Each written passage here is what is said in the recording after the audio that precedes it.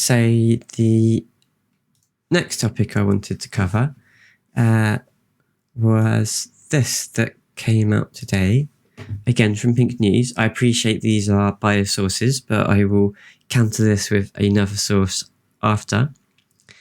So this is some news that came out today from the new equality chief, who is, I don't think she's sitting yet, but she's the incoming chairwoman for the Equalities and Human Rights Commission. And I think she gave her first interview. I don't know if it's today or yesterday. I haven't actually been able to find the interview itself. But yeah, so she's been making some comments. One of those comments was regarding the current appeal in the Maya Forstater case. If you don't know about that case, Maya Forstater was a woman in, I believe, the back end of 2019 who took her employer to an employer tribunal court because her contract wasn't renewed, citing reasons of causing distress to employees in the workplace due to her, I'll use their words, so gender critical views and posts she'd made on Twitter and online elsewhere. I have heard that she's done more in the workplace and misgendering people, but I haven't been able to find anything to corroborate that, so I don't think that's a fair accusation to make without any evidence. But I have seen evidence of her doing it online in tweets. She's talked to trans people and she'll continue to misgender them. So this sort of falls into the category slightly of whether or not someone's outside activities should impact their sort of employability, I guess, which has been, brought up. It's a common discussion at the moment, whether or not employers have the right to, get rid of someone or not to rehire them or not renew in this case due to what they perceive as views that might bring their brand or their company into disrepute, which, again, that's something that can be argued. Excuse me. However, this case actually was more about that she was wanting her belief that basically trans women are men and vice versa to be protected in law as part of the Equality Act 2010. She argues that it's a protected philosophical belief and she shouldn't be able to be discriminated against it. And therefore, she shouldn't, they couldn't cite that as a reason not to renew her contract. So that's the basis of it. I think let's read through this and then we can delve into a bit more of it. The new head of Britain's Equalities watchdog believes cis women should have the right to express gender-critical views without being abused. Baroness Faulkner of Margraneve, my pronunciation is terrible, I apologise. Margraneve, I'm going to say, or fine. Margravine. That sounds better, doesn't it? Margravine. Chairwoman of the Equalities and Human Rights Commission suggested it is entirely reasonable to question trans people's gender identity, a protected characteristic under the Equality Act 2010. So first off, that sounds slightly alarming, but let's actually read through it to see what argument she's making. In her first interview since taking office, Faulkner said the Commission was determined to protect the freedom of belief. That's fair, yeah. Someone can believe that people who self-identify, as a different sex are not the different sex that they self-identify as, she told The Times. A lot of people would find this an entirely reasonable belief. Okay, so she's making the argument that you can hold the belief that, so if someone was talking about me, someone could have the belief that even though I identify as a woman, that actually they think I am still male. I think, I mean, obviously that's not like, in terms of if they say I'm still a man, then that's not nice for me to hear, because that's more relating to gender. So that, again, horrible to hear. But even if they're talking about gender, if it's just a belief, I think, you know, that's just someone's thoughts. I don't think we should be policing people's thoughts. So I think freedom of thought is important. Freedom of belief.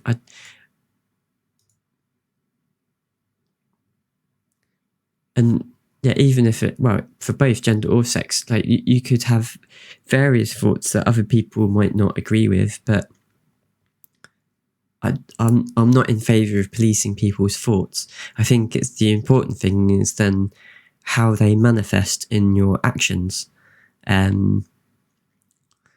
So if someone was to hold these thoughts, so such as this, in their interactions with me, if they were respectful, didn't discriminate towards me in any way, you know, I'm not saying that we necessarily have to be best of friends, but you know, we're just respectful. We can work with one another, or we can chat reasonably if it's outside the workplace, and you know, if we see each other in the street, you know, there's no abuse or anything like that.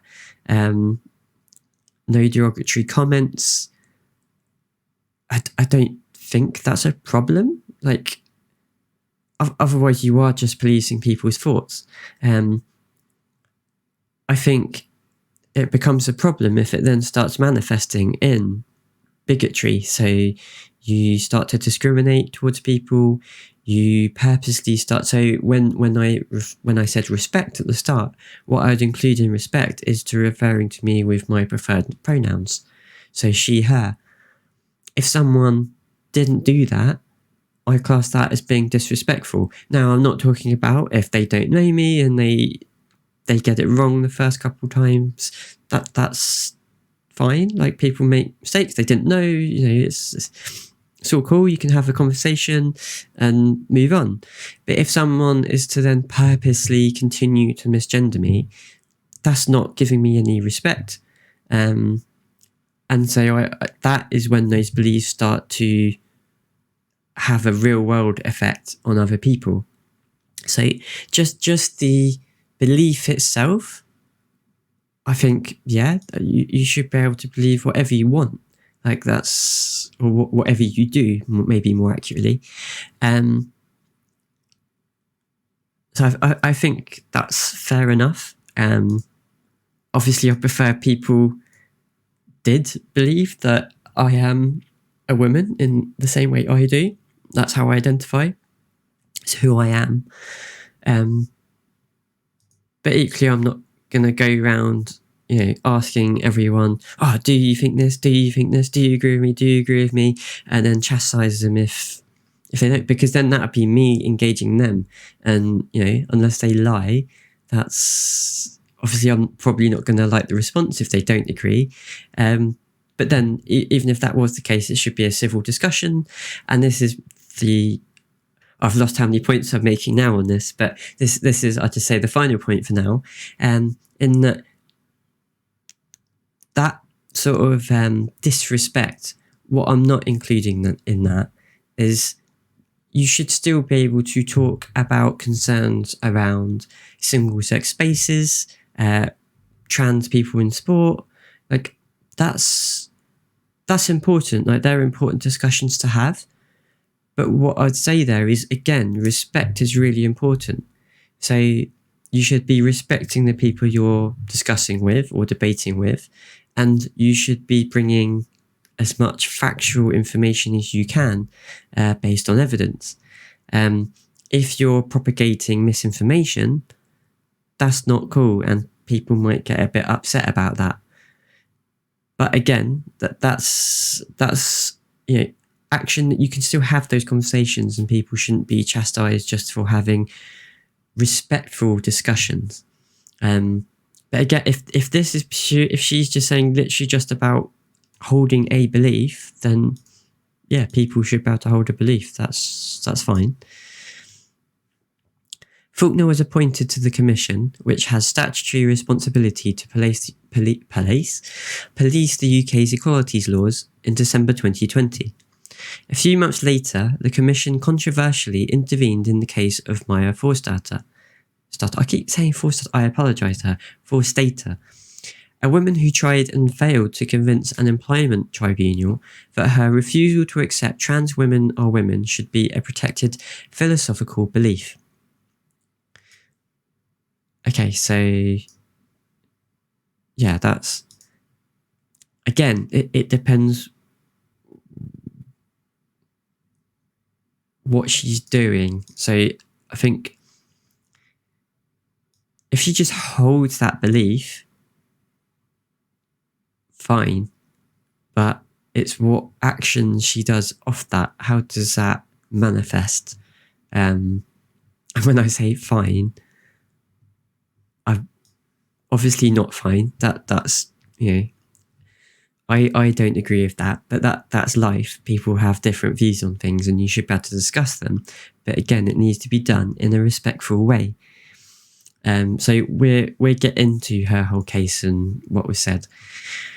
The judge said that her anti-trans views were not worthy of respect in a democratic society and that they conflict with the fundamental human rights of others. Okay, so again, I'll get into this. Let's read through the rest of this and jump over to another article just to look at it from a slightly different viewpoint. And then we'll get into the actual case itself.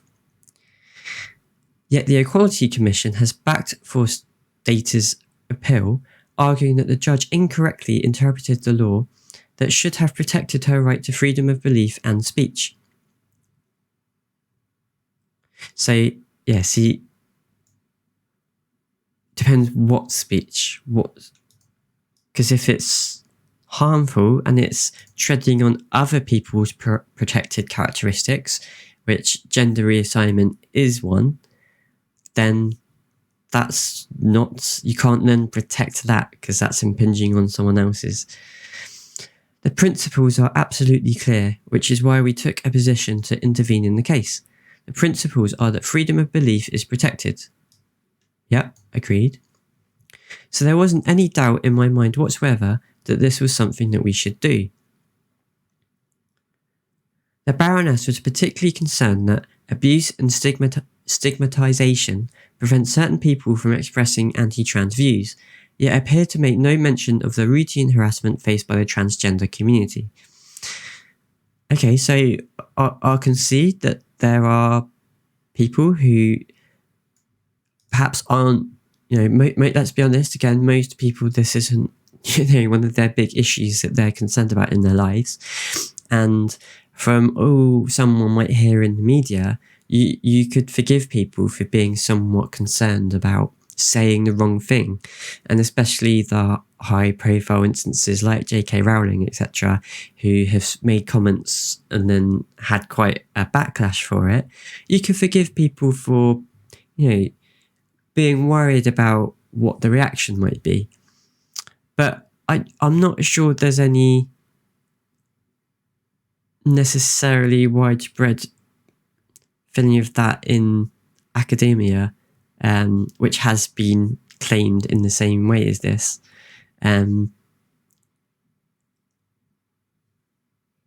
But I would share this, that to be fair, I would actually share that. But again, I'm not sure about this bit. What I would say here is I'd agree that she, I could be concerned around abuse and stigmatization of people who question the access to single-sex spaces or trans people in trans inclusion in sport, and are have constructive discussion around those issues, or want to have constructive discussion, I should say. I'd agree there that that people shouldn't be abused or stigmatized just for asking those questions in a reasonable and non-offensive way. It's important to have discussion. The problem comes when this is why I don't like this bit, because anti-trans to me is then something that is against trans people, and I don't think, I don't know, it's to me that suggests something negative, and it shouldn't be portrayed as that. If someone's just asking a question in a reasonable manner, that's not necessarily anti-trans. I guess you could make the argument, if they make a statement, then you could say that statement could be construed as transphobic, definitely. Although again, it doesn't mean they are transphobic. But that could be maybe covered by anti-trans views.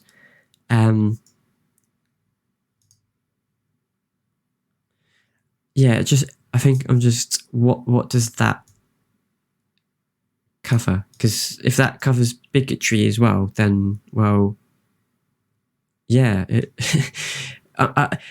that freedom of speech is not freedom of consequence, right? So if you express anti-trans views in the same way as racist views, then you're, unfortunately for you, you're going to face a lot of backlash over that, because you're being discriminatory towards a certain group of people. So I don't agree with that bit. But if you're just going to ask questions about changing society in a polite manner, that's not necessarily anti-trans. It depends how you say it, how you come across, how you engage in discussion. That's so important. Just because someone questions, initially off the bat, should trans people be included in sport, or should trans women be included in women's sport, I wouldn't call them anti-trans for that question. It depends how that conversation goes and how they approach the topic. So I sort of agree with the first part, but not that part. And yeah, obviously, the amount that trans people face is largely unseen and, often not talked about. There is too much self-censorship going on, certainly in terms of gender-critical theory, she said. And what happens to women who raise that does seem to be an effect on them of abuse and stigmatization. So again, like J.K. Rowling as an example, she can't be cancelled no matter what people say. She's got a huge following. She's incredibly wealthy. Now, she made some comments and then subsequently wrote I think it's 3,000 to 4,000 word essay blog post about her views. Now, again, this is what I mean by how you engage in a discussion.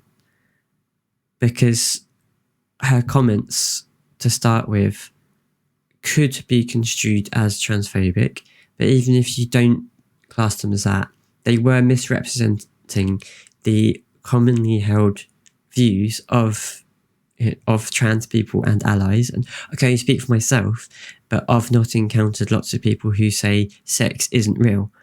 So it's that implication there that's given when saying sex is real, that it's suggesting that there's this group of people who are saying that sex isn't real, and that's harmful, because to, again, the average person, not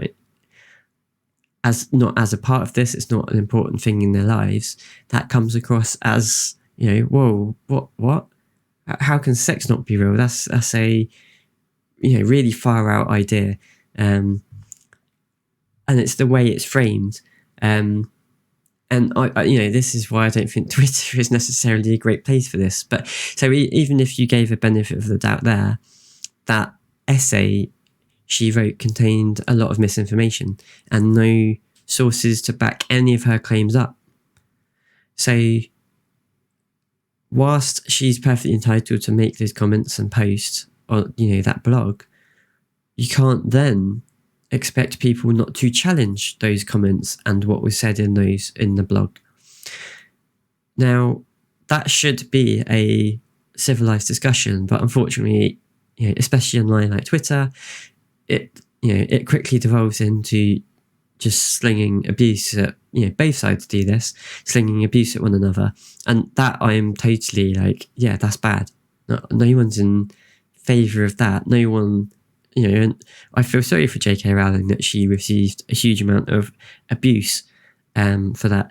But I don't feel sorry that she got hugely challenged on it, because she unfortunately perpetuated misinformation. So I agree with, the amount of abuse people can get online, and like death threats and things like that are completely just no, this should not be happening regardless. But that shouldn't, stigmatization, that's an interesting one. I mean, trans people are stigmatized, right? So I guess it can be a little difficult to fully understand that in the context of J.K. Rowling. But maybe if you take that in the context of, someone who, just the average person at workplace, they make some comments that, or not even comments, just question, is it okay for them to be using the toilet, for example? Or they just have some questions, and if then people sort of ostracize them and they're not treated, respectfully anymore because of just asking questions, that's bad. But again, I've not seen any evidence to show that that's widespread. Though, if anyone does have such evidence, then please do share. But I've not seen anything that does suggest, people are terrified to come out for fear of, or at least to ask questions for fear of losing their job. I think people can be concerned more in a social setting, which you could then go on and argue, if they post online, then could that, saying other things that have happened, if that causes, a lot of hits and media attention, does, based on how other people have acted, other companies, you fall back into the discussion around, well, have they brought a brand into disrepute, and say, could they be fired because of that? But again, it's that line of how someone approaches. If they've just been asking polite questions and they've been nothing but respectful, and they're not perpetuating misinformation, then no, I don't think they should be stigmatized. They shouldn't be abused. I mean, abuse should just be not, or stigmatization, to be honest. Both of those should just never be done, right? But if they are perpetuating misinformation and not being respectful to people, then unfortunately there are consequences to that in society. That's part of how society's mechanism of driving for change.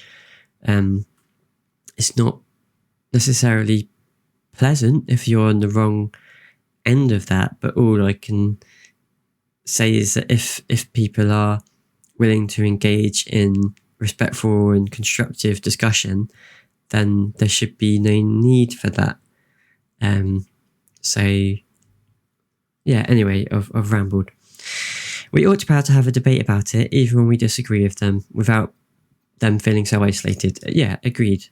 You shouldn't isolate someone just because they have a different view, but again, it has to be respectful.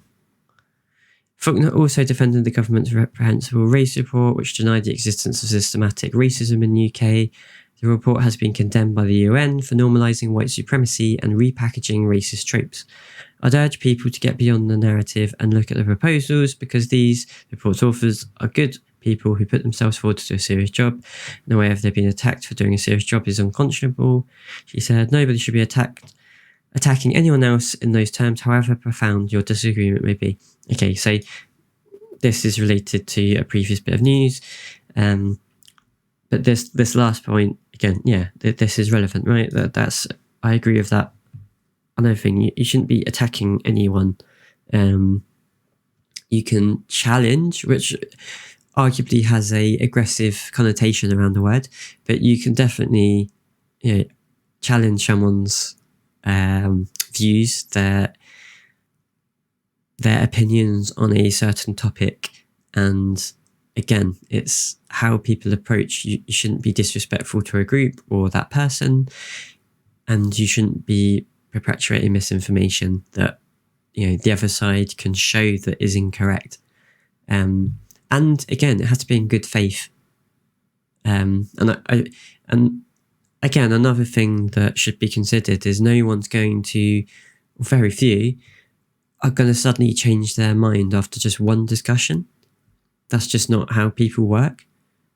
Often these things are multiple discussions.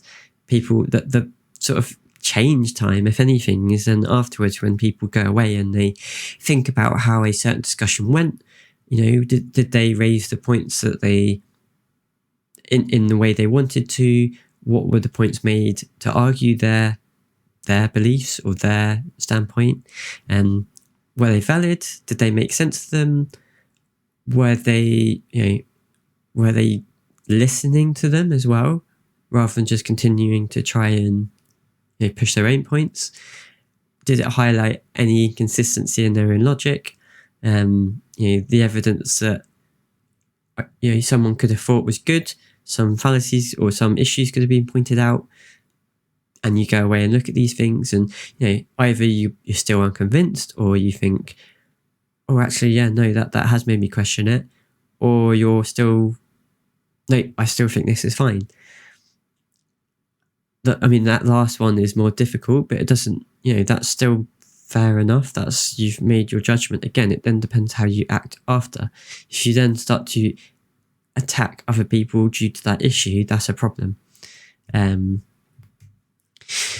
Okay, so probably spent enough time on this particular article, but I think to sum it up, it sounds sort of alarmist, the headline. Says women have the right to be gender critical without being abused, says UK's new equality chief. But I agree with the concept of someone should be able to have the view or belief in their head without being abused. I guess you could argue, well, of course, because, well, how does anyone know they have that belief otherwise? But freedom of thought is very important. I think it's then gets more nuanced with how it manifests. And I think if it's literally then, the headline is right to be gender critical rather than talking about thought, which is what, she's talking about here. This has to be respectful. And often it's not. Or it perpetuates misinformation. So yeah, anyway, right. So that's that. So let's read this article. Women must be heard on transgender identity, says new Equalities chief. New head of Equalities watchdog says law has to protect the right to express a belief. Okay, so this is talking about expression of a belief again. Women must have the right to question transgender identity without being abused, stigmatised, or risking losing their job, the new head of Britain's Equality Watchdog has warned. So maybe I misread this, but what she said here seemed to be about belief, but not necessarily the expression of it. Whereas this is talking about someone should be able to question someone's identity without being abused. Questioning someone's identity, if done in a polite manner, in an appropriate situation, I think could be argued that it's okay. I think really you should have to know that person and they have some sort of prior relationship. Otherwise, it's going to come across as quite rude. because you are questioning who they are, which is by default an attack on them, you have to remember. But yes, I don't think anyone should be abused for it. But the problem is if they start attacking other people's identity, that is a form of abuse in itself. So, well, there's going to be a chance that they are stigmatized or risk losing their job. I think to argue that someone could question someone's transgender identity directly and, depending on how they do it, if it's deemed as, it's a very, it's a very grey area, right? It's not black and white, it's complicated, there's nuance, and it's not right or wrong. But I think if you're questioning someone's identity and not having a civil discussion with them, I don't think you should then be protected purely just on the basis that you have a right to have that belief and express it, because you're then abusing someone else. So I think you still then in that situation still have the right to hold that belief, but you don't have the right to use that to abuse another person. Maybe I'm misreading this, to be fair. Maybe because it doesn't say an individual's identity. It does say transgender identity, sort of maybe as a collective term. So if that's talking about questioning, whether trans women are women, again, needs to be done in a respectful way. So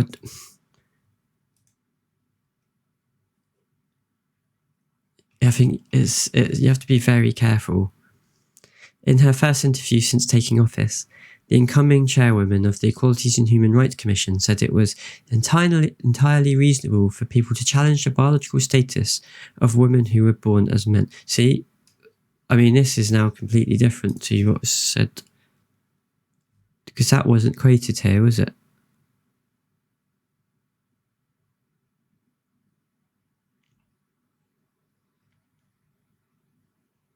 Yeah, that wasn't quoted. Like,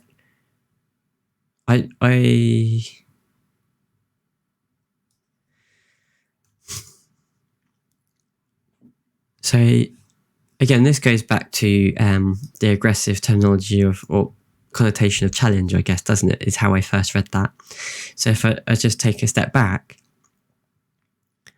yes, it's entirely reasonable to question whether I think more accurately, the idea that, talking about sex, and, biological sex is a term that's always used, but often what's meant by that is chromosomes, and sex is more complicated than just chromosomes. But anyway, yes, it's entirely reasonable for people to engage in discussion about what constitutes sex. I don't think that's an unreasonable thing to do. However, I do think it's a problem if you're doing that to an individual. If you're going up to someone and saying, to me, for instance, and saying, yeah, but you're a man. You're a man. Like, that isn't respectful, right? That's abuse. That's at a minimum disrespectful to me. Now, if they were to approach that in a different way, if they were to approach that in I was just interested on your viewpoint, like you've got sex and gender, and they seem to get mixed up a lot, and I'm just a little bit unsure. Like, you say you're a woman, you identify as a woman, but do you believe that you are, your sex is female? Now, to me, excuse me, I wouldn't take offence at that question. It's an interesting question around differences between gender and sex, and what defines sex. I think my answer would probably be that sex is more complicated than chromosomes. It's more complicated than just whether or not you have a penis or vagina. And if you boil it down to just those, well, then yes, let's just assume that we know what my chromosomes are, and that yes, okay, based on that definition, my sex is male, but my gender, I identify as a woman. Now, that makes me feel slightly uncomfortable, but I'm not denying that sex is a reality. Now, what a process of transitioning, I am changing my secondary sex characteristics to match what my gender identity is. So obviously I would hope that I would, be seen as female, but I'm not making the claim that I am, my sex is necessarily female, though I'd argue, why does it really matter? It's an interesting one that I'm open to discussion for, but I don't think people are trying to argue that sex isn't real. Sex is real, yep, agreed. But actually, if we were to dig into that a bit more, so if I wasn't to if I wasn't to concede that sex is just the binary and it's based purely on your chromosomes or what's down below, well, actually, the science is actually supporting, bimodal is more accepted now. Gender is more accepted now that it's a spectrum or bimodal.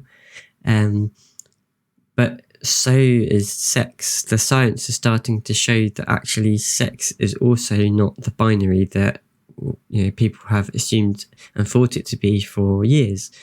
There are many processes that occur in the development of a fetus and brain development that can influence your sex.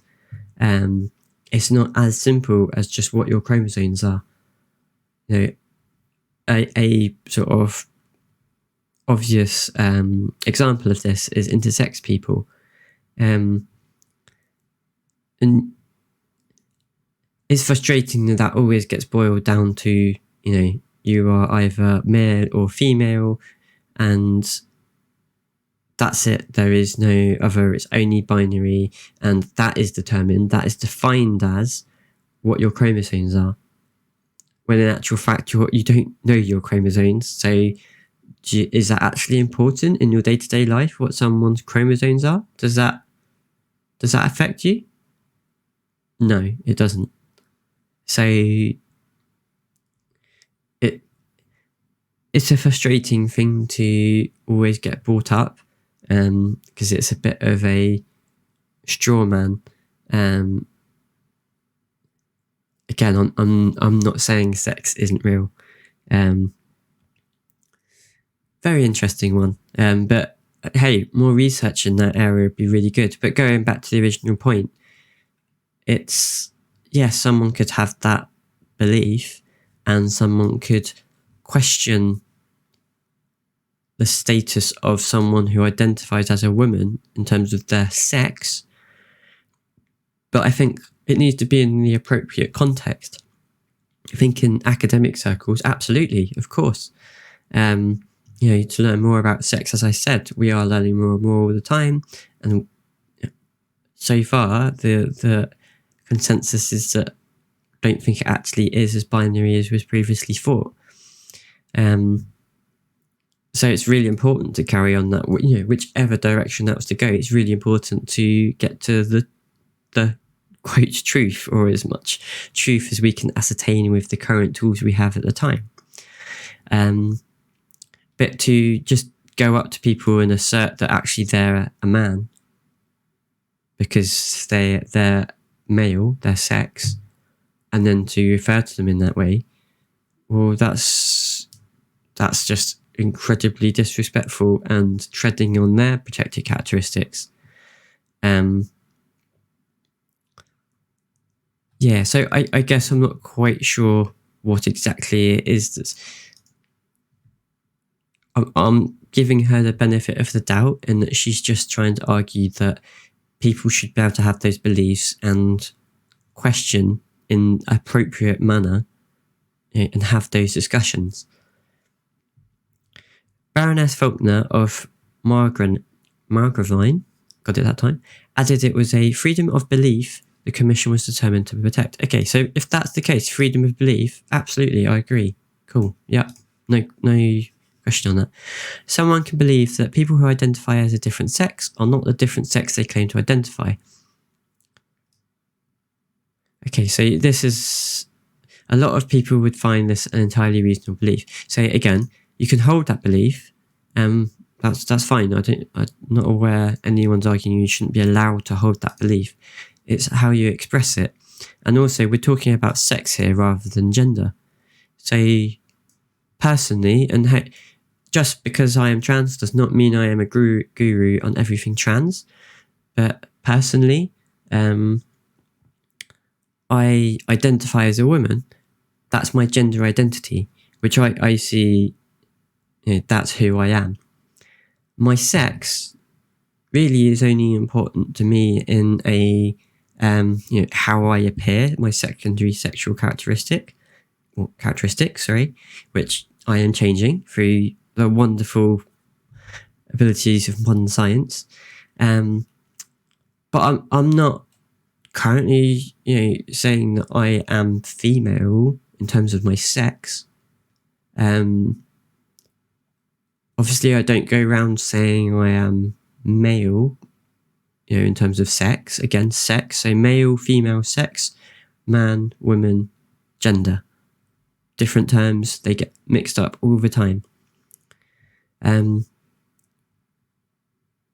So again, like, personally, this wouldn't apply. However, what I will throw in there, some people have a different view to me. And also, if you bring a law into it, then someone who gets a gender recognition certificate, they legally have, I know it says gender, but it legally changes their sex marker on their birth certificate. So for all legal purposes, they are that sex. So in my case, if I was to get one, I would be legally female. My sex would be legally female. So it also depends what you're talking about in terms of, well, which is probably why they use the term biological sex or legal sex. Because then once I got one, legally I am female, or I would be. At the moment, I mean, as I've been through previously, I can't actually get one because I don't qualify yet.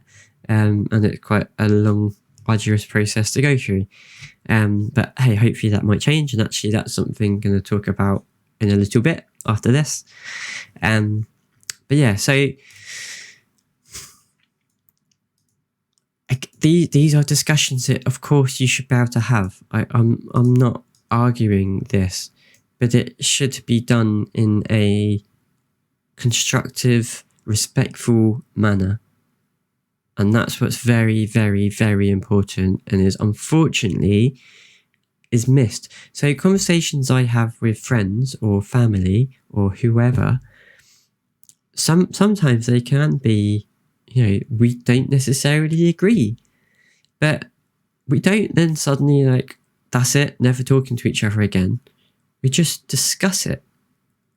And this is a trend that's been sort of around the world for a while now, especially with Brexit here in the UK, is that in the sort of public discourse, things are just so polarised. It's, you're with us or you're against us, and that's it. Now, the majority of people outside of that, I would hope, and from my experience, aren't like that. You can have a good discussion with someone, but you can still respect them, and you're not necessarily expecting them to have changed their views straight away. And I personally believe that's where most people sit, especially when it's with people they know. I think the problem comes because you could then argue, well, if it's only a small minority that's being sort of abusive with these gender critical views, you could argue, well, why does it matter? Well, the problem is that those people are affecting the law. And that's my rights. That's my protection. And the same for any minority group. So, of course, it's going to be incredibly important to me. So people, sometimes I've heard it phrased as it's one small group against another small group. You know, if most people are sort of more open discussion, why is it a big problem? But you know, for the minority, it's a massive problem because that's their life, that's who they are, it's their identity, it's their way of living. It's incredibly important to them. And when there's those, you know, the opposing minority who are vocal in opposition are able to affect law, well, that's an issue. So you can understand how people might be quite vocal. And then the same argument can be made the other side, right? It goes that, well, then, you know, someone like me is being very vocal, and someone on the other side might have a view, you know, particularly strong around single-sex spaces, and so feel like they have a right to then, you know, it's going to affect me, so I really should speak out about this, which, again, is their right to do. But it should always be under the sort of rules of respect. Should always be respectful. It shouldn't be derogatory. You shouldn't disrespect someone, even if you disagree with them. And this is the point that they're trying to make, right? And she's trying to make, which is why it's slightly odd the first time when I read that headline is, you know, oh, she's trying to defend someone's right to misgender someone and, you know, say they're a man when in fact they're a woman. But if I have interpreted it correctly, and maybe I'm being too generous, or maybe this is what she's trying to say, I think just trying to argue that someone should be allowed to have that belief, but then it goes into the nuance of, well, how does that belief manifest? Okay, so Faulkner was speaking after the commission that has statutory responsibility to police the UK's equality laws controversially intervened of the case of a woman who lost her job after colleagues criticised her attitude to transgender rights. Maya Forstater, I did it again, I apologise, Forstater, took the Centre for Global Development think tank to an employment tribunal claiming she'd been discriminated against on the basis of her gender-critical views. A judge ruled that her views were not worthy of respect in a democratic society and threw out her claim. However, the Commission has now backed Forstater's appeal, arguing that the judge incorrectly interpreted the law that should have protected her right to freedom of belief and speech. So again, yeah, freedom of belief and speech is important. This, I think, should always be upheld. Both, sorry, I'll amend that. They should both always be upheld. However, what often is wrapped into freedom of speech is that, well, someone shouldn't then face consequences for things they may say. They should be protected from facing any sort of backlash, and that's I don't agree with. Now, I'm not talking about abuse. That should be, you know, that should just not happen. We should find a way to engage in a more civilised manner. But if you're disrespecting other people and you're treading on their protected characteristics with your speech that you are free to say, and it's your choice to then say those things, well, then it's down to your employer to decide whether or not they still want you there because you are potentially endangering their business. And it shouldn't be phrased as, oh, I was just questioning whether or not someone could use the toilets, because that makes it sound like that's a genuine question, which that is if asked in the right way, and you haven't had this conversation 15 times before where people have provided you evidence to say there is no evidence to say that it's negative and has been happening for years anyway with no negative effects.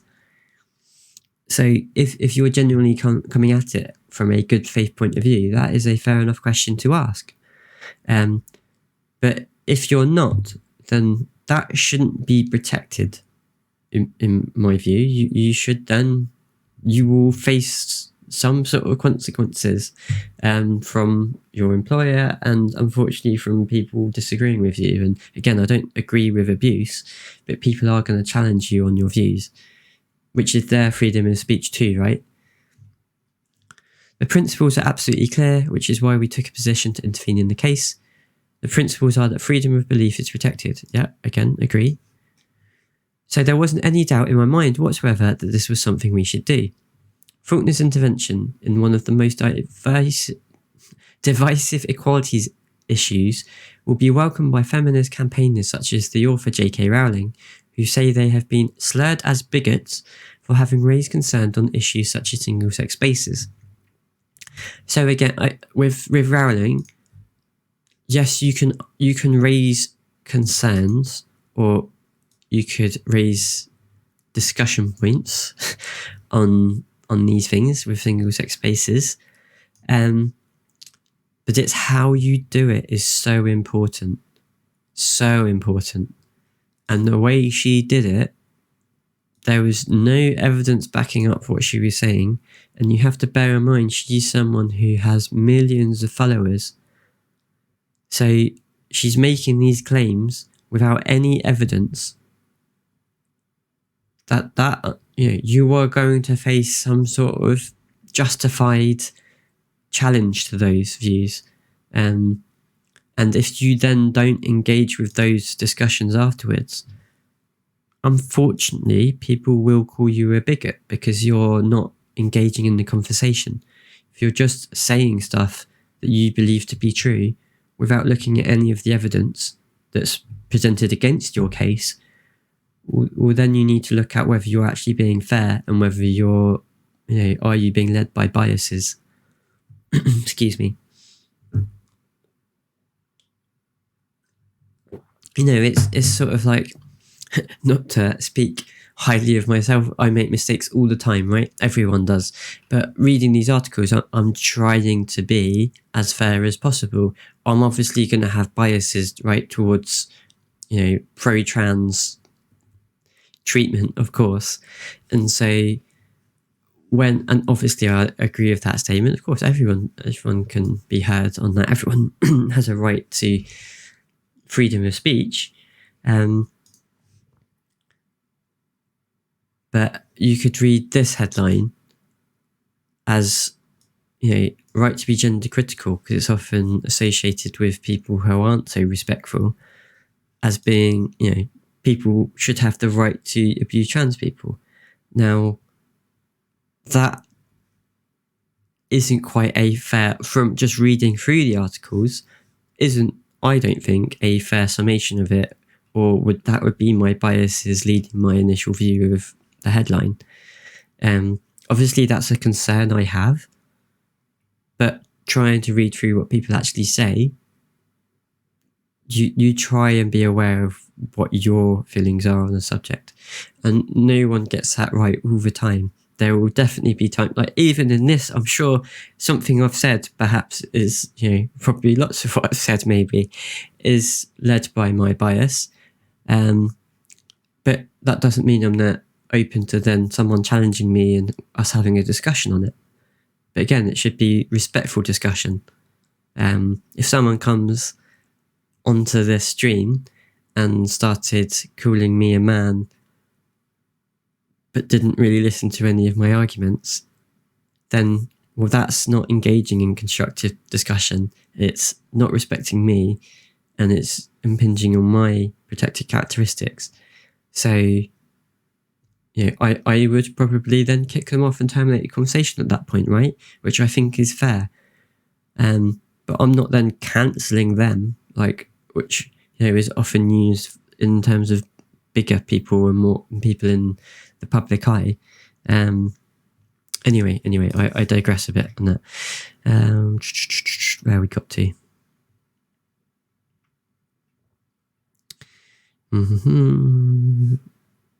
Where is it? Oh, here we go. Yeah. So again, context, how you put something across, very important. Rowling back Forstater after she lost the first round of her employment tribunal, saying she had been forced out of her job for saying sex is real. again, so as I said earlier, when reading the Pink News article, we get into what the ruling was on that, because obviously the way that's phrased, right, just saying sex is real, well, yeah, like just being fired for saying that sex is real. Well, and she wasn't fired, bear in mind, but she was not, her contract wasn't renewed, which I believe I read somewhere can actually still be considered as a, you could discriminate still on the basis of not renewing. It could be considered similar to firing someone on the grounds of a particular reason. So in this case, she's arguing that her, her belief that, well, how does she, I don't want to misphrase what she said, but that, let's just say in this, that sex is real is a protected characteristic. I believe she was saying that, you should be able to say that someone who identifies as a woman is a man, and that should be a protected characteristic under the Equality Act.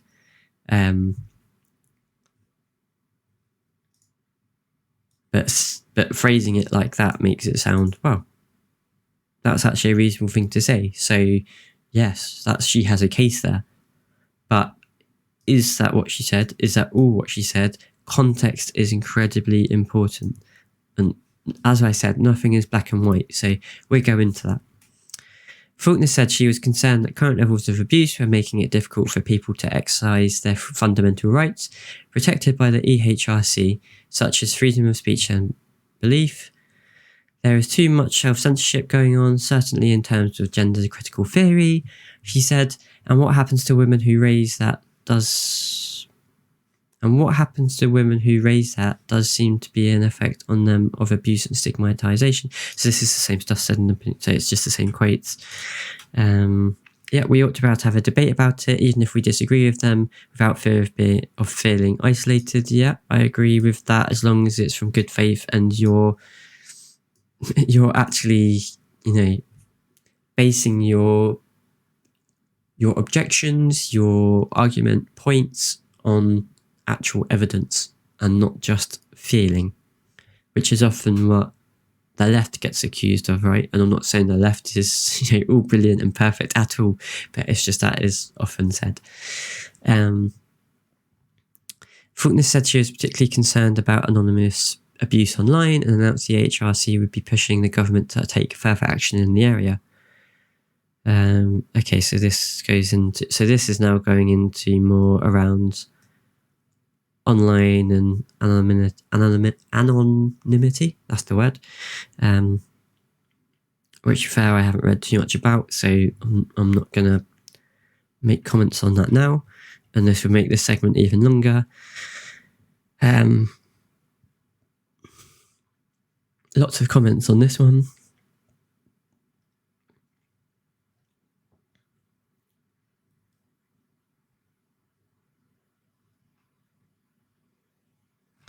Okay, well, yeah, comment sections are comment sections, aren't they? So, yeah, I'd surmise this as giving benefit of the doubt. I think if the argument is that someone should have, their freedom of belief should be protected, absolutely agree. Freedom of speech, yep, absolutely agree. But when it comes to, gender critical views, when they're expressed, it then completely depends how they're expressed. So it's how those beliefs are expressed. And freedom of speech does not then protect you from any repercussions. So you are free to say it, you're free to express your beliefs, but I don't think that should then be a shield for any sort of repercussions if you're deemed to be causing harm. So I guess then the question is, in this case, is this a fair objection, and should, that they've stepped into on her behalf to defend freedom of belief?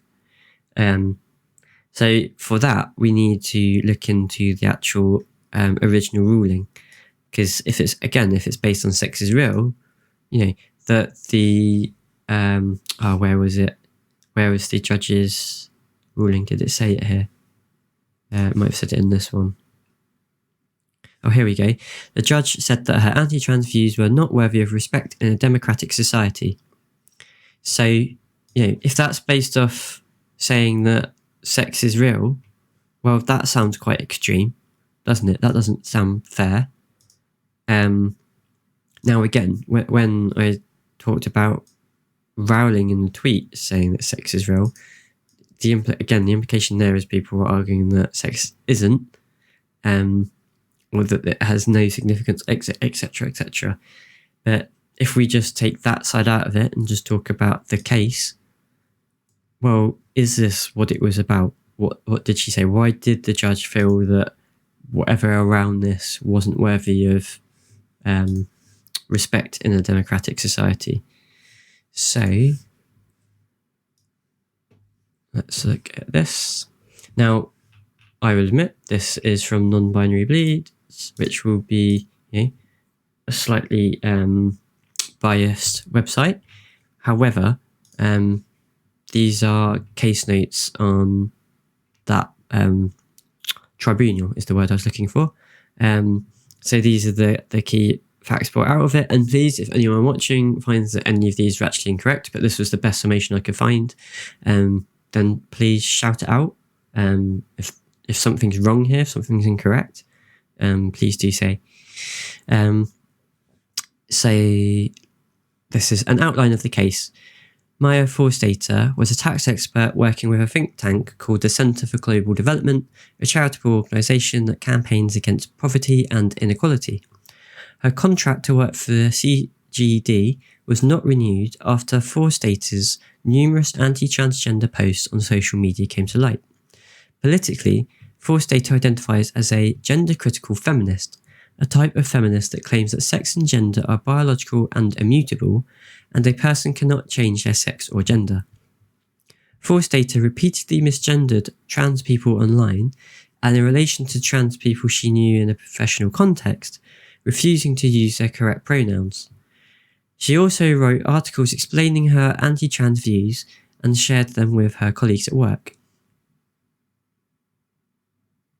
Okay, so when I said earlier, actually, around... because that's bad, right? So this goes back to she has the right to have those beliefs, but then misgendering people purposely online and people in the professional context, well, that's not respectful. You're not engaging in a respectful discussion there, are you? So you straight away lose credibility. Again, though, what's the source for this? Say, where is it? 3.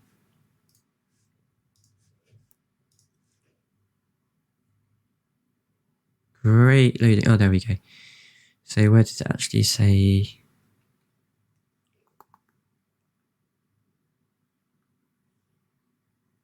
Okay, so last summer, the UK government launched a public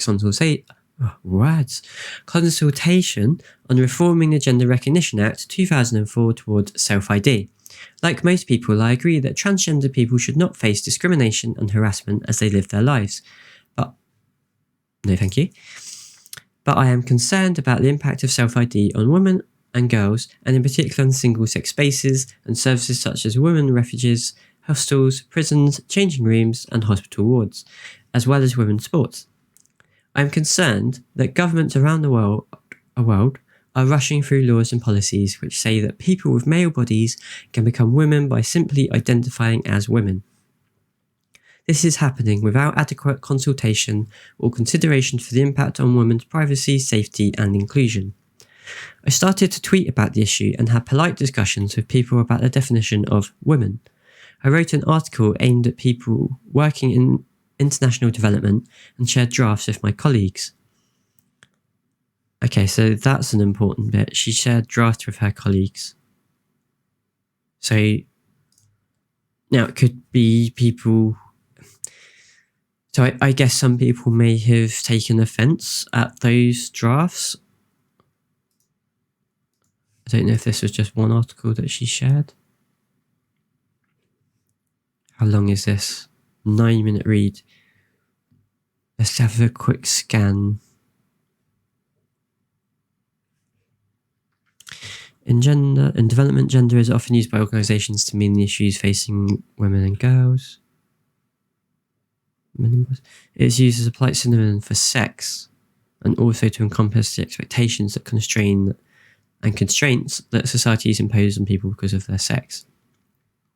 However, gender can also be understood as describing the concept of gender identity, the internal sense that some people have of being masculine or feminine, a blend of both or neither, as well as gender expression, visible signs such as clothing, makeup and hairstyles, and body modifications that people can adopt to look stereotypically masculine or feminine.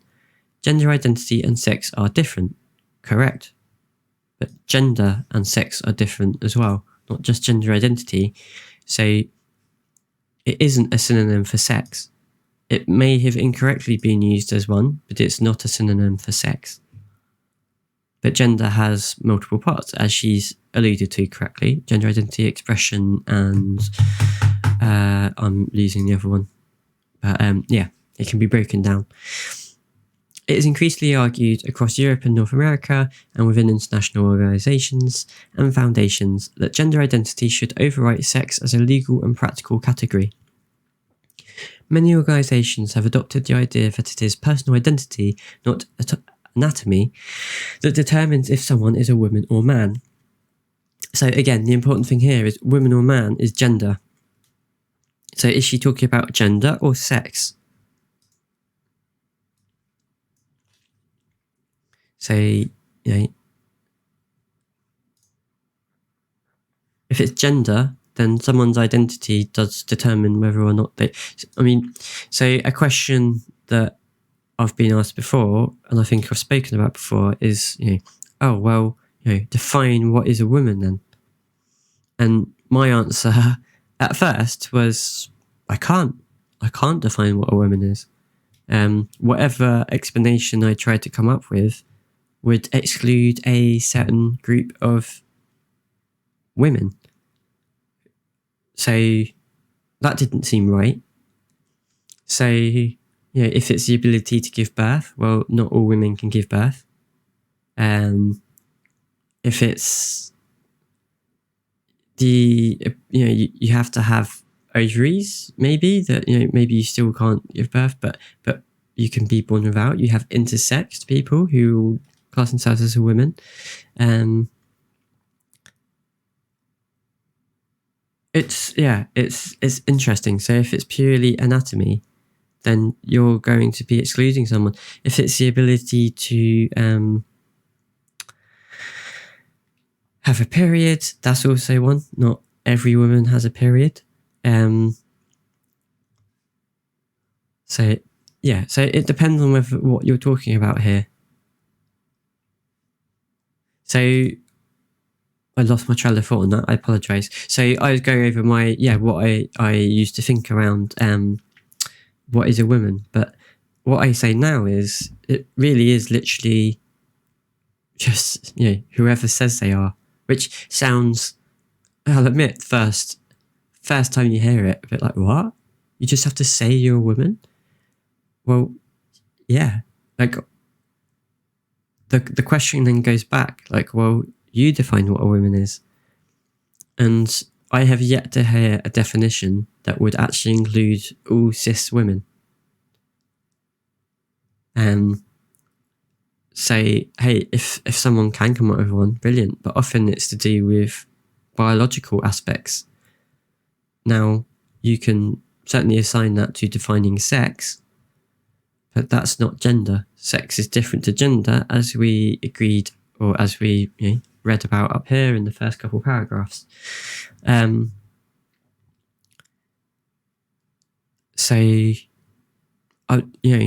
That's correct. It isn't about your anatomy. Your gender isn't about your anatomy. Now, what could be being argued is that here with the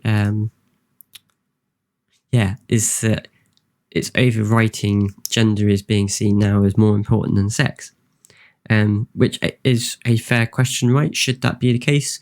Should gender be important? Should sex be important? Really interesting discussion to have, actually, because you could see a world in the future where actually, why does gender matter at all? Why can't you just let people be who they are? Why do they need to be in certain categories of gender? And that's you can even make that argument for sex, right? Why does sex matter outside of your doctor or outside of a medical setting? So people talk about refuges for women and rape centres, etc. But just because they may let in trans people, which they do, and again haven't had any issues with, or at least any substantial evidence to show there is, then they still do the same checks that they would anyway. So just because someone's, let's just say someone's claiming they are a woman or male or female for nefarious means, they still do all their checks. It's not like they suddenly go, oh, okay, you're saying you're a woman, cool, yeah, just come in. That's not what happens. They still go through loads of checks to make sure that it's as far as humanly possible that they will be someone safe to bring into that environment. And I believe the big ones in the UK all came out in favour of self-ID. Refugee in favour.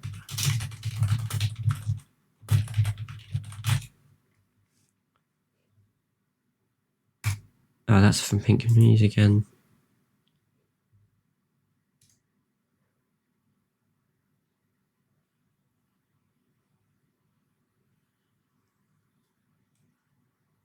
Okay, that's biased. Women AIDS. Where is it? I had the article last time.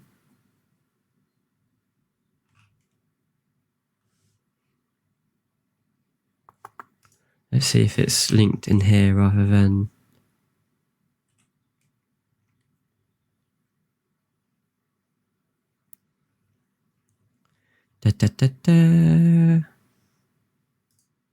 So somewhere I had seen refuge centres.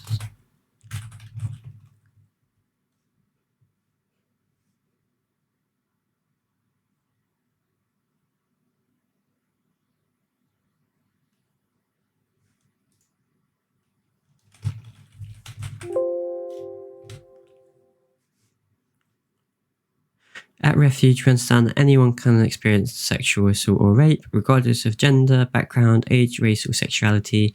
Refuge's expert ISVAs are highly trained to work with everyone, including those who are heterosexual, words, gay, bisexual, transgender, and questioning.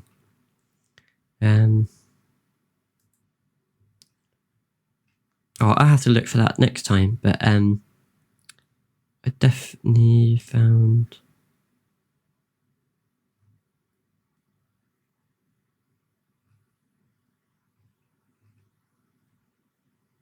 I don't know where that is actually from.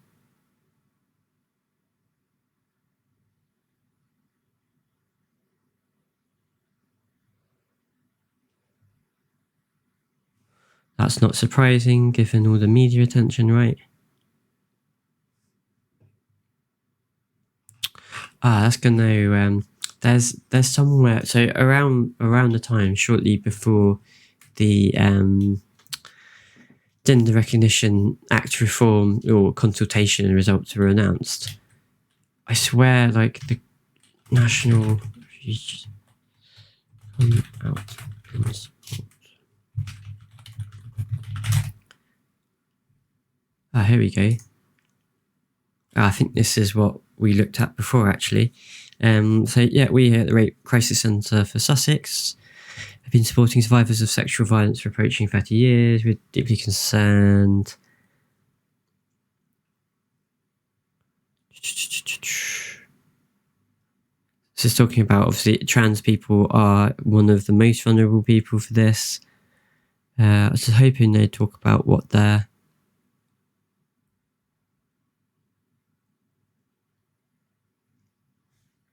Yeah, that's a shame.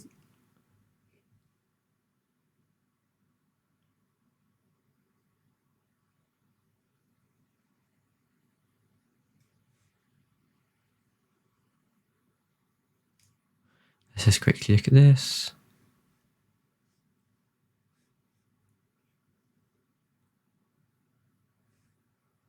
A response to the joint statement by Scotland's National Women.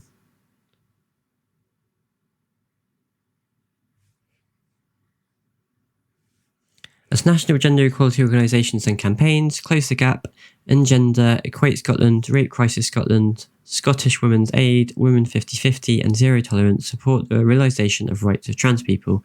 For over a decade, we have engaged in constructive dialogue with our colleagues in the Scottish Trans Alliance, Equality Network, LGBTU Scotland and Stonewall Scotland.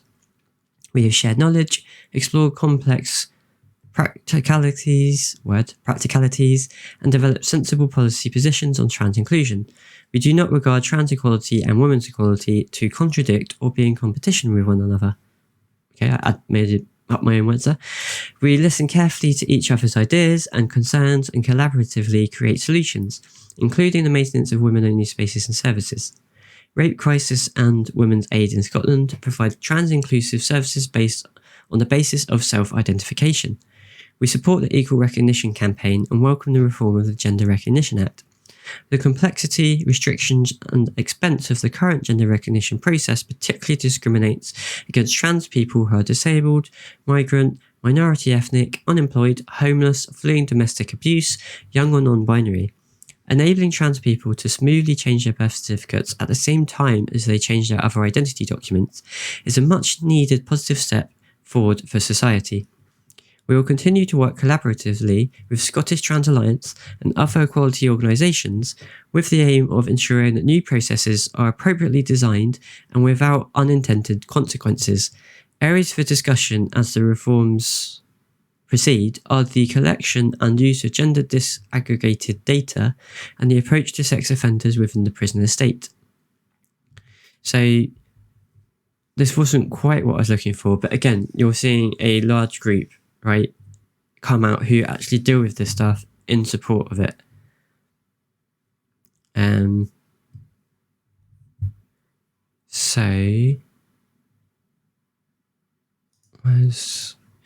What I was looking for, some time ago, I saw either a video or an article on someone from a women's refuge centre, talking about how the process for admitting someone remains the same. It doesn't change. So someone who self-identifies versus now, they wouldn't have any more or less chance of getting in than after the change if you're allowed to self-identify legally. So they're still going to uphold the same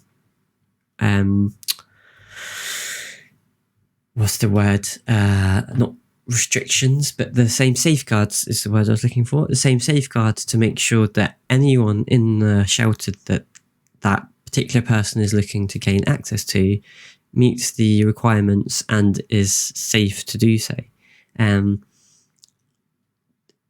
They seem to dispel the myth that suddenly bound to self-identify would mean that a man could just wake up one day and say that they're a woman and suddenly find it easier to get into a woman's refuge. That's not true. They still have to go through all of the safeguards that anyone would have to go through to access that refuge. It's the same argument as, in some ways, this toilet. It's slightly different as the bathroom in that someone can just walk into the bathroom now and commit a crime. Being able to identify as a woman or not makes no difference to that. Again, you could argue that maybe legally they could try and argue that gives them some extra defense, but it shouldn't. They've committed a crime, right? So they'd be tried for that. Like there shouldn't be anything there or any loopholes. If there is, then yeah, agree. Any discussion around that should be closed off. But again, on the toilets, on the bathrooms, trans people have been accessing bathrooms for years.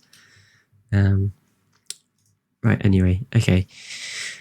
So this was her article. I think this is going to go on for a long time.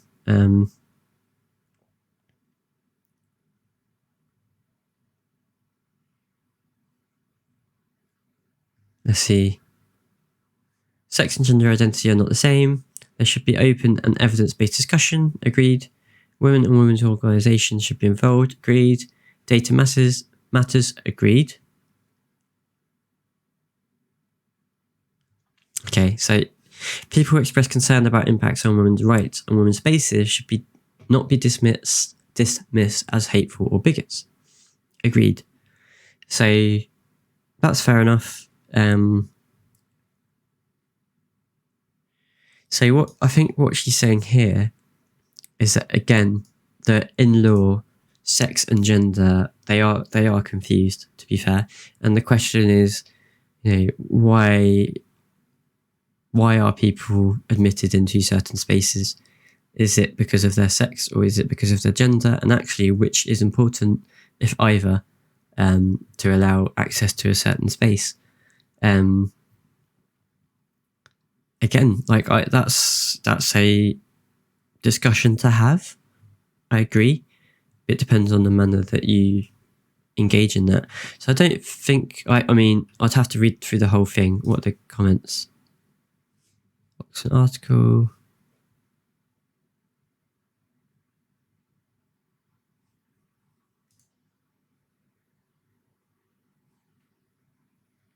You can be an ally to Black Lives Matter. That doesn't make a white person black.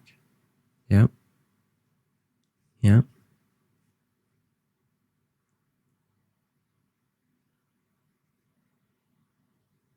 But men can be feminists. But yeah, you can still be. No one's saying that being an ally to feminists is making you a woman. What? Okay.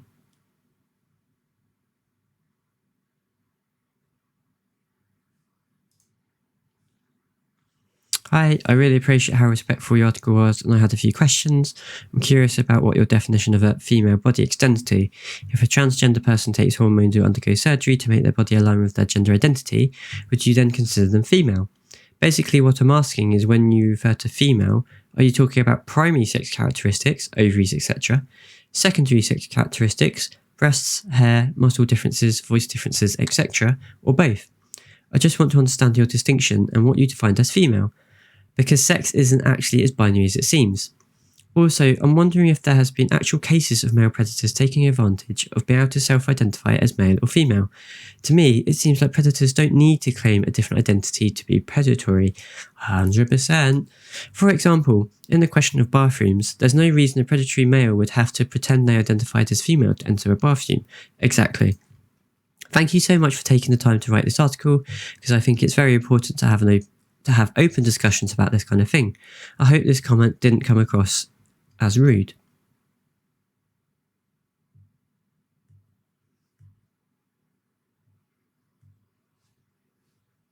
I mean, what is that comment? Yeah, so this is what I'm talking about, right? So let's take, because we haven't read the whole article, let's take this at its word, and that this article is actually really respectful. This is the sort of backwards and forward you want, and this is fair enough. That's what I agree. I agree with her in that case, in terms of from this article. That's fine. Yeah, I don't think there's a problem with that. That's healthy discussion, right? What's the role of sex? What's the role of gender in society and in law? Where are they confused? How can we sort out any potential conflictions and issues? That's all good stuff. I mean, we don't know what the drafts were like, but let's assume they were equally respectful. Okay. So I never thought I'd lose my job over this, but I did. I had planned to work at CGD for the next 2 years on a project I had helped to develop and raise funds for. Instead, my tweets were investigated and I was told my appointment would not be renewed. This is fundamentally unfair, and it is in public interest for this decision to be challenged so that people holding these beliefs are protected from discrimination. I am taking CGD to the Employment Tribunal for discrimination on the grounds of belief to try to establish that I should not have lost my job simply for expressing my beliefs about sex and gender on my personal Twitter account. This will be a groundbreaking test case on whether gender-critical beliefs are a protected belief for the purpose of the Equality Act 2010, and if successful will provide protection for all those who share the same beliefs.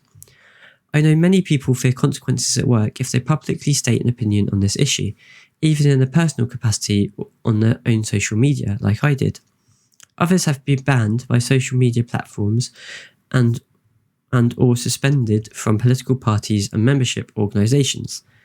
This should not happen in a democracy. If we establish that gender-critical beliefs are protected under the Equality Act, this would also help protect other people who are afraid of losing their jobs, and also those facing belief discrimination outside their employment field. Views that refuse to host public meetings, political parties and other membership organisations, and social media platforms all would need to rethink their policies, or they too would face claims for discrimination. Okay, so like on the face of it, that seems fairly fair. Like, if that's all she did, I haven't seen her tweets, so it depends on the context of her tweets. But again, at the end of the day, she's always going to be putting forward the best impressions. So let's actually look at the ruling. Oh yeah, here, this is where it was, right. Where was that? Oh yeah, so we got to here, hadn't we? So after the CGD refused to renew her contract, Forstater took the organisation to an employment tribunal, a type of court that deals in matters of employment, blah, blah, blah, blah.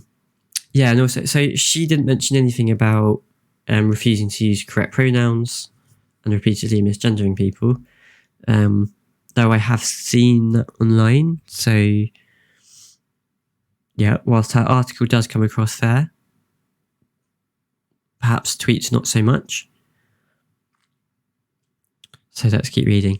The case was significant because it was a test case. For the first time, this particular question on whether anti-trans beliefs are protected under the Equality Act had been put to the British courts. So again, I take issue with the term anti-trans. It depends what part you're saying of her beliefs. If she believes she should be able to misgender people, yep, that is anti-trans, and yeah, they should not be protected. If it's a question on, how sex and gender are defined in law and what that means to society as a whole and how that's applied, they're fair questions. That's not anti-trans. I think they're good discussions to have. So yeah, that belief should be protected. But again, the discussions then should be in a respectful manner. If you then resort to misgendering people, you just undermine that discussion. And unfortunately, you'll just be seen as you're using those discussions as a front for your bigotry, unfortunately. Which is why I say how things are put across is so important. Rulings by the Employment Tribunal are legally binding, but they don't set a precedent. They won't mean every future case on this subject is bound to make the same conclusion. However, they do have legal weight and may mean less cases on this subject appear before the courts in the future. The legal test. Forstater claimed her belief that transgender women were really men and could never be women was protected under the 2010 Equality Act as a philosophical belief.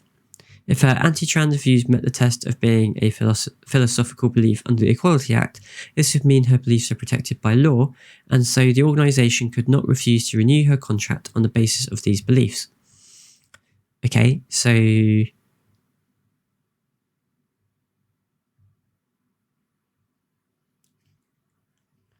so there's always this confusion, right? So if a transgender woman were really men and could never be women, so that goes against protected characteristics of gender reassignment. So that cannot then be a protected belief. However, that's if you're talking about gender. If you're talking about sex, well, then it's important to distinguish between biological sex and legal sex. Because legally, someone with a GRC is legally that sex. So in this case, that transgender woman would be legally female. So if you argue against that and say you should be protected, well, you're basically saying you should have protection with disagreeing or arguing that the law isn't true. Like the law is the law. You can disagree with it and challenge it, but I'm not sure you should have protection. Like that doesn't make it a protected belief. Forstater claimed her belief transgender women were really men.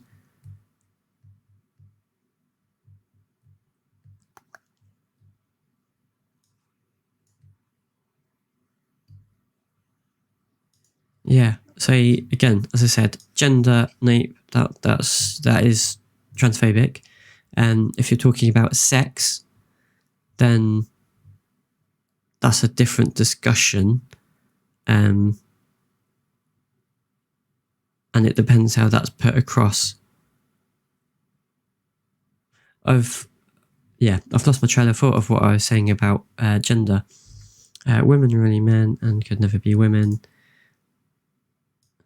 Okay, it's all right. I'll come back to it. If her anti-trans views met the test of being a philosophical belief under the Equality Act, this would mean her beliefs are protected by law, and so the organisation could not refuse to renew her contract on the basis of these beliefs. Yeah, I remembered what I was going to say.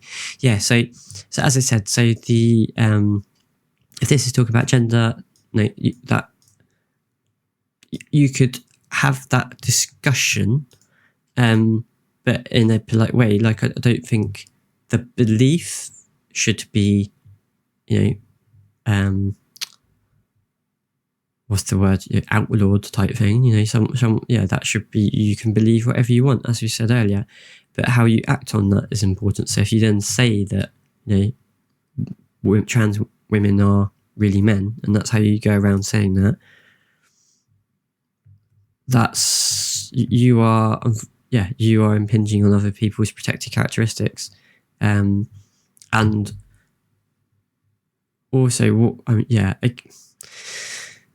it gets very complicated and it gets very heated quickly, because you're talking about someone's identity. So when you're talking about gender and their gender identity, you're talking about someone's identity, who they are. And understandably, people can get quite heated about that. You're saying that someone is not actually who they say they are, implying that they are lying or they're misleading or that actually they're unwell in some way. And I'm not sure how you could argue that should be a protected belief. You're causing harm to others.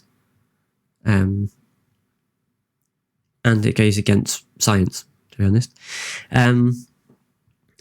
If she's talking about sex, then you say that a transgender woman is male and can never be female.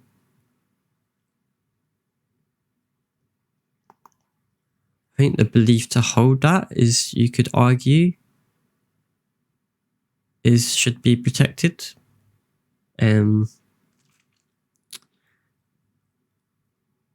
But then in terms of, so what I had remembered down here, in terms of that, if then that was then protected because you're talking about sex, well, yes, okay, so you couldn't refuse to renew her contract on that basis, but it depends how then those beliefs manifested. So I'm sure they could then refuse to renew her contract because of, hypothetical, I'm not saying she has, but she then continued to misgender people or refer to people in a derogatory way, so trans people in a derogatory way, manifestation of her belief about sex. I think they could refuse that based on the grounds of harm and creating a hostile environment, which I believe is what they said. So I'm not sure that necessarily changes it, but I am by no means a legal expert, so I'm probably horribly wrong. In order for a belief to be considered a philosophical belief, and therefore be protected under the Equality Act, it must meet the Granger criteria. These are 5 points, all of which must be set aside and are as follows. The belief must be genuinely held. I think that's fair to say it is. It must be a belief and not an opinion or viewpoint based on the present state of information available.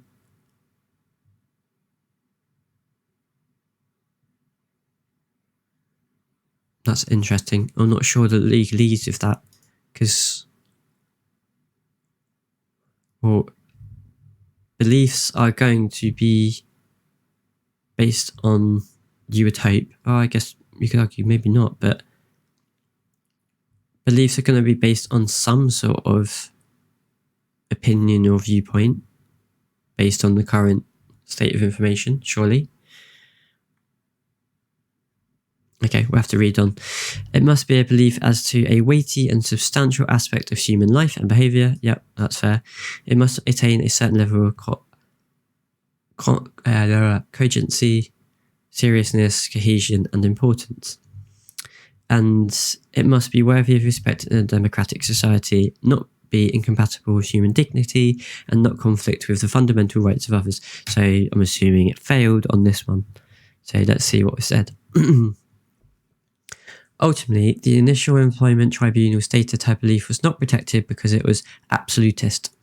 There are no exceptions to her belief that under no circumstances were trans women women or that trans men were men, even if they possessed a gender recognition certificate. In terms of the legal test, her belief met the first 4 legal requirements, but failed on the final point, i.e. it was not worthy of respect in a democratic society. Much of what the judge said doesn't have a great deal of relevance to future cases or assessments, although anyone who wants to read the judgment in full can do so here. The first 3 strands of the test were considered by the judge to be met easily. However, part 4 of the test, whether Forstater's anti-trans beliefs met a certain level of cogency, seriousness, cohesion, and importance, contains some interesting quotes from the judge about whether transphobia is considered a cohesive belief in the eyes of the law. Her belief is avowedly not religious or metaphysical, but is said to be scientific. Her belief is that a man is a person who, if everything is working, can produce sperm, and a woman a person who, if everything is working, can produce eggs. So what about then for where it's not working?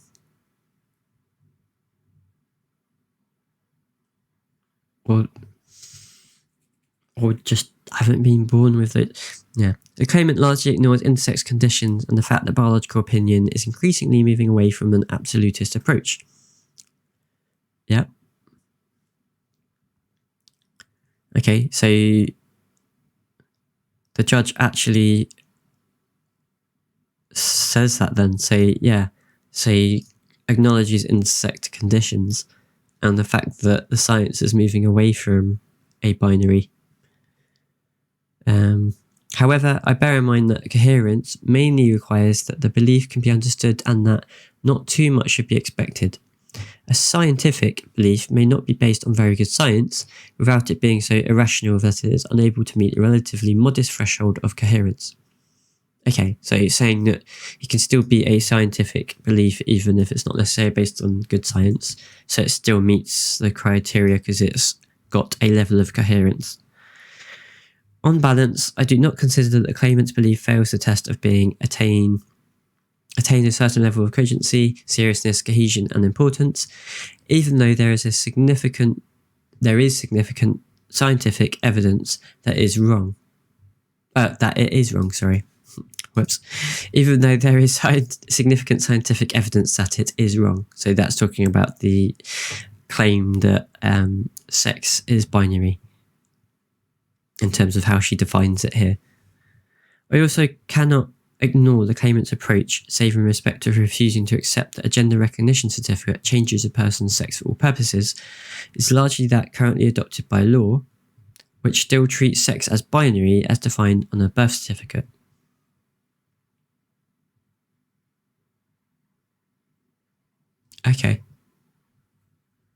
Okay, so because that actually aligns with the current law definition of sex being binary, that sort of cedes to her a little bit.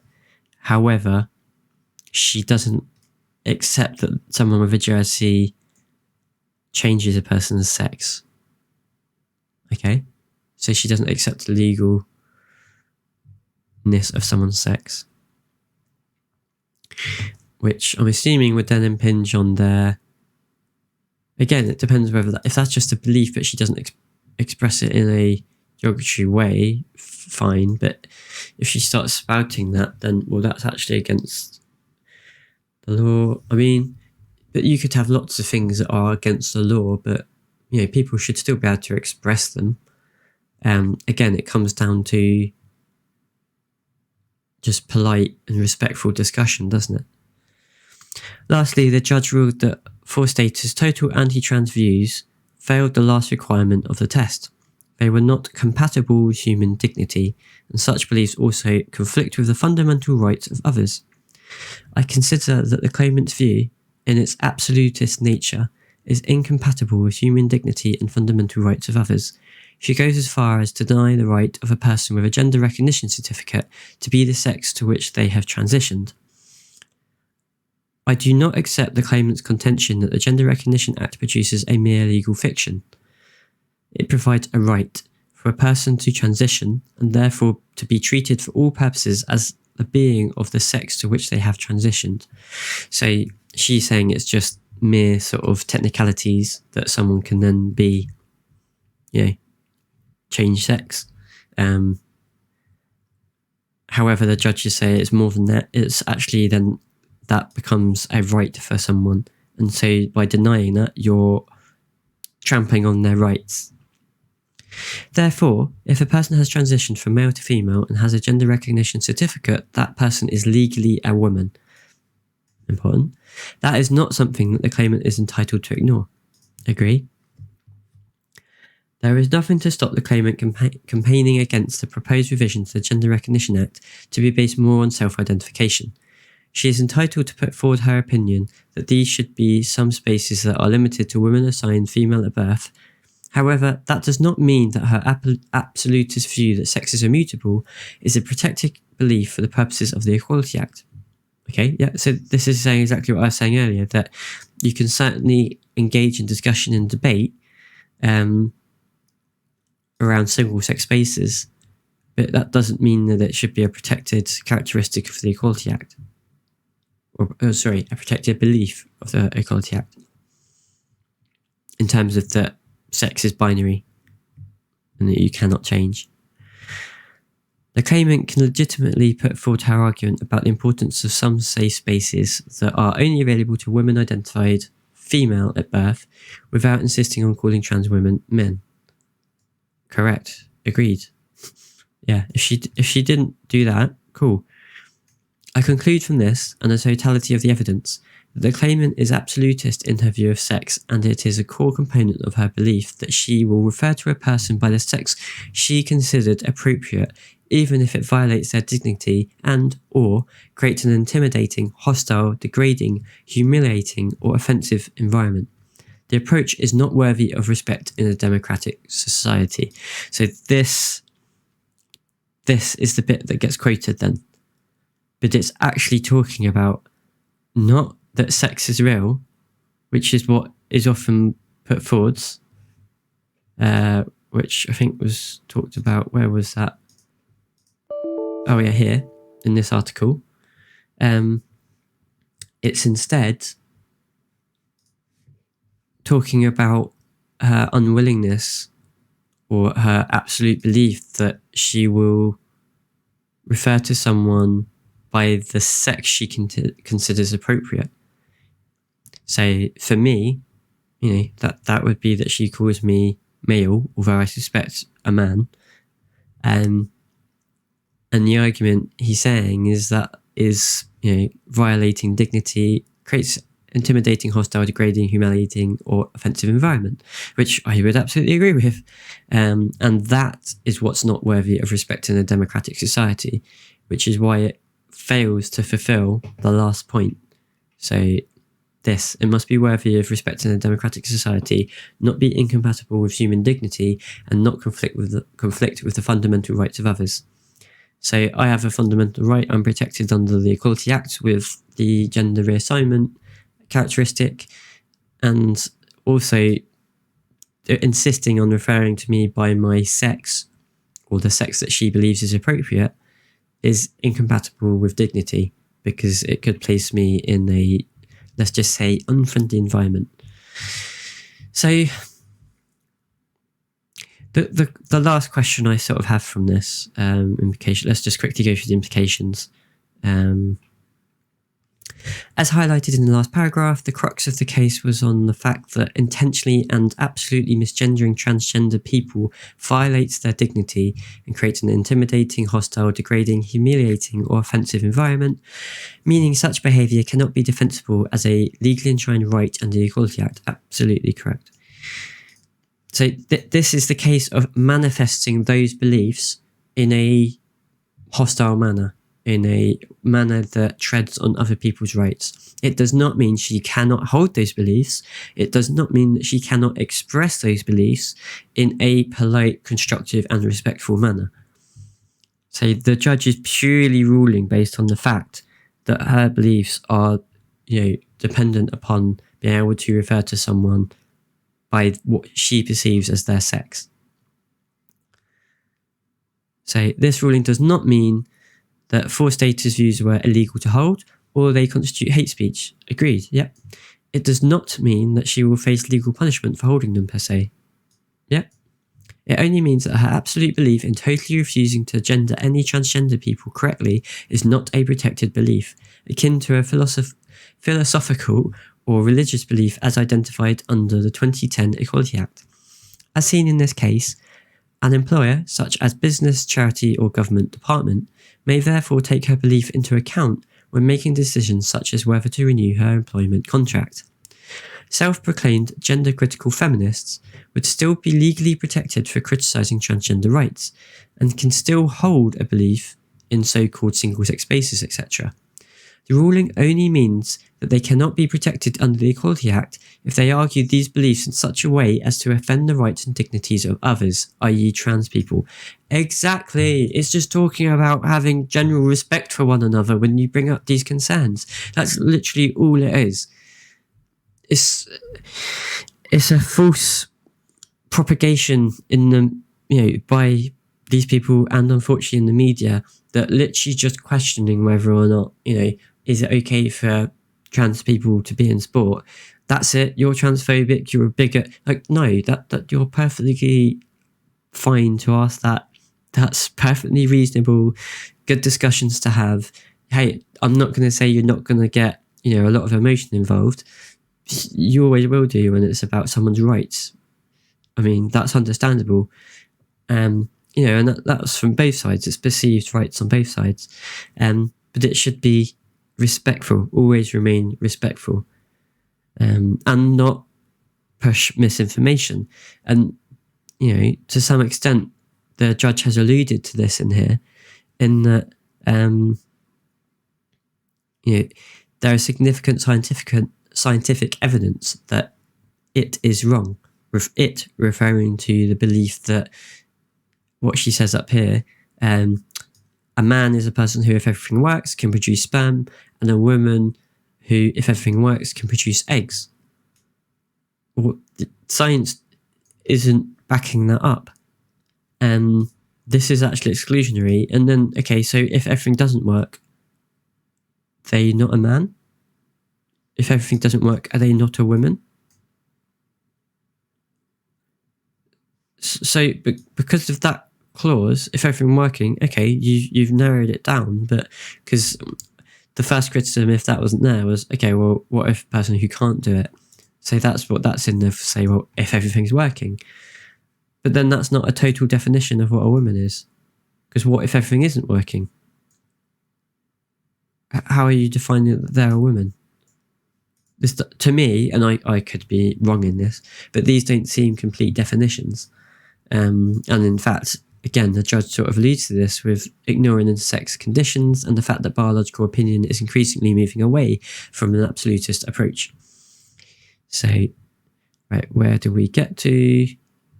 Oh, I think I've used up all the space because I'm probably recording this video. Let me just clear up some space. Apologies. What should we get rid of?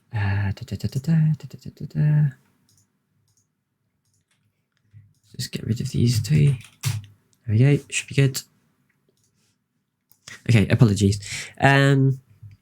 So, right, we've been on this one for quite a while, so I'm going to speed through this. It only means absolute belief in totally refusing to gender any trans people. So I read this, didn't I? Self-proclaimed gender, yeah, I read that as well. The ruling does not necessarily demand that Forstater or anyone else need to use she pronouns to trans women or he pronouns to trans men. Only that Forstater can't insist that all trans women are really men as a central tenet of her belief if she wishes for it to be legally protected. Agreed. Like no one. This is the thing with enforced, the concern around, the whole C16 bill, that actually it was enforced or compelled speech.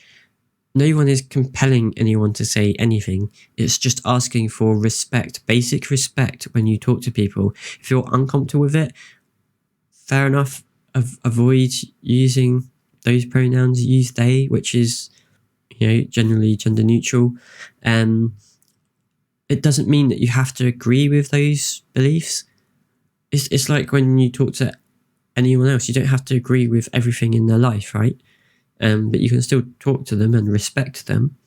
That's how society functions. If, for example, Forstater still upheld being a gender-critical feminist and had campaigned against trans rights, but had gendered trans people neutrally using they pronouns and had recognised the validity of a gender recognition certificate, then it's likely the judge would have protected her beliefs under the 2010 Equality Act. Yeah, which is a fair conclusion, and I think would be fair enough, because she's got a belief but wouldn't be impinging on other people's rights. This is because, although we may still believe her views to be transphobic, she wouldn't necessarily have been infringing on the right or dignity of trans people by sharing them. Yeah, exactly. As stated above, cases in employment tribunals do not carry the same legal weight of precedent as cases heard in the courts.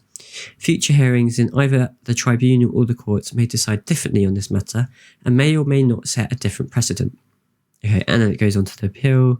So it's the appeal, blah, blah, blah, blah. So they're arguing that the law was misapplied. So this is what we've already been looking at. Okay, so I think that the problem here is, there's no hard evidence to show what she has done in the workplace with misgendering people. There is some on Twitter. So I'd say, if this is the only article this one, the only one she shared, and the drafts were of equal respect, that's fair enough. The tweets, no, not so much. If she's misgendering people purposely, obviously, if she's doing the same in the workplace, that is bad. She's then, her biases are coming out in talking to people, and say therefore that's not an unreasonable thing to take into consideration by her employer when looking to renew her contract. If she hadn't been doing those things, then yeah, she potentially has a case. I think that really sums that one up. I think we sort of have to trust the judgment of the judge for the moment. Obviously, they have seen a certain amount of evidence to show she had been purposely misgendering people. That's a large component of his... Is it a he, actually? I don't actually know if it's a he.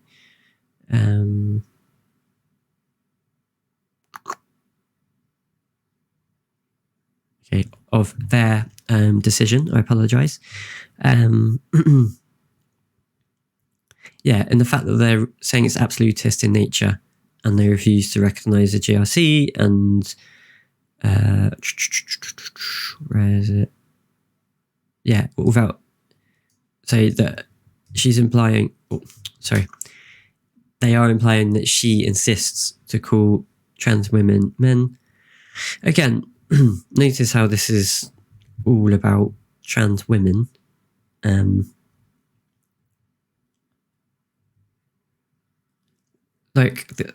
this is part of the problem. So I think we're sort of covered on that. I think that sounds like a sensible judgment. It's not saying that stating sex is real is not worthy of respect in a democratic society. It's stating that her belief that referring to a person by their sex she considers appropriate, even if it violates their dignity, is not worthy of respect in a democratic society. They're very different. Yeah, I think that closes it up. I was going to say something else, but yeah, I think that wraps it up. So yes, again, I will say, please, if you are watching, I apologise. I have rambled somewhat and gone backwards and forwards, but I really, really want to try and raise some money for Mermaids, who are a charity in the UK who do some brilliant work with young and adolescent trans children. If you have any money to spare, please donate. Links are below. It would be very much appreciated. And if you don't have any money, please feel free to just share this video with anyone who might be interested. So yeah, in summary on this, that's I think the new chief here, I think I can understand her comments. I can understand the reasons why they intervened to protect freedom of belief. I think that's reasonable from that perspective, but that's not the full story of the case. So I would question why they're not sort of looking at that element of it as well. I'm all for protection of freedom of belief and speech, but why are they not looking at the same point the judge did? Is there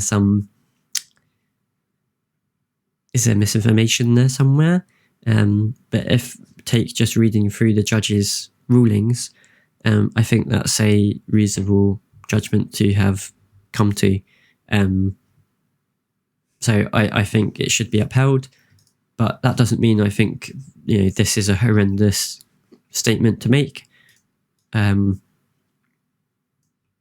think that reason is fair enough. Again, I just question whether or not they're including misgendering people there, which I suspect they're not, because I don't think that would be a charitable expectation or reading of what they're saying here, and especially in this article covering it. But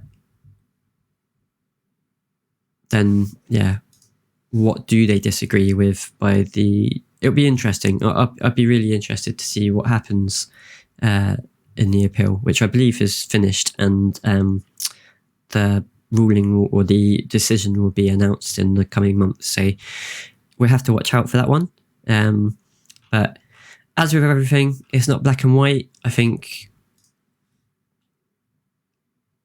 this is okay. It's not a biggie. Yeah, freedom of thought and speech should be protected. Absolutely agree. That's all good with me. I think the question really hinges around whether or not Maya Forstater was being harmful to others. Was she misgendering people? Was she refusing to acknowledge people's legal status? Those things then are trampling on others' rights, and so those what's the word? Sort of as part of her argument, saying that she insisted for the ability to refer to someone by the sex that she deemed appropriate. I think unfortunately it's that element of it, along with any misgendering, is the problem. And I'm not sure how you can get around that. I think the judgment should hold, and unless she changes her views, and maybe she or maybe there's some inaccuracies on that. But as it stands, I think that's fair, and perhaps should go away and maybe reassess how to approach it. But she can come back with the same sort of talking points and discussions. Like, again, I haven't read through this whole thing yet. I've just read one of the comments that sounds reasonable, that it was fairly fair, and these bullet points at the bottom seem fair. If things are carried on in that vein, then she shouldn't have anything to, be worried about in terms of, being discriminated against for. Like, these are understandable discussion points. It's the trampling on other people. Anyway, so that was that.